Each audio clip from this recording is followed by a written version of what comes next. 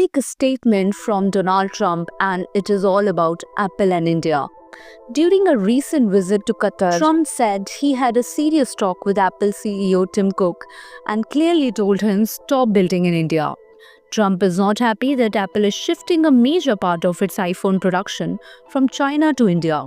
He said he wants Apple to increase production in the United States instead and believes India can take care of itself. Now that is a bold remark, especially because Apple has been rapidly growing its iPhone assembly work in India.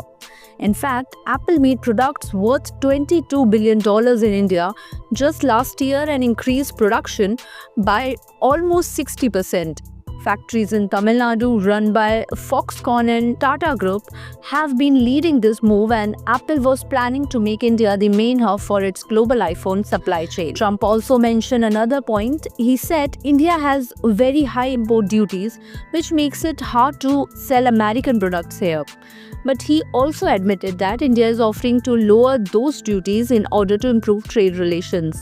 This sudden comment from Trump could affect Apple's future plans in India, but let us not forget India is one of the fastest growing markets for technology and manufacturing. Big companies like Apple know the value of investing here. The real question is, will Apple change its mind or continue trusting India's strong potential?